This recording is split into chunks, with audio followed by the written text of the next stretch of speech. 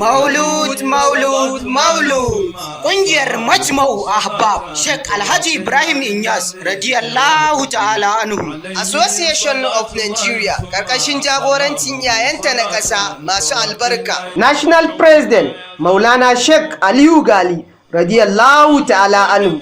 National Vice President Maulana Sheikh Alhaji Talle radiyallahu ta'ala anhu. Tare da National Executive Member suna farin cikin gayyata 'Yan uwa, Tijjanawa, 'yan faira, Shehunai, kalifofi Muridai, da kuma zakirai. masoya Shehul Islam. Sheikh Alhaji Ibrahim Inyas radiyallahu ta'ala anhu zuwa wajen gagarumin maulidin ƙasa na Shehul Islam. Wadda ta saba shiryawa duk shekara karo na 37 za a yi shi ne A garin Kebbi State da ke Najeriya. Za a fara makon Shehu ranar Laraba 15 ga watan 2 shekara ta 2000.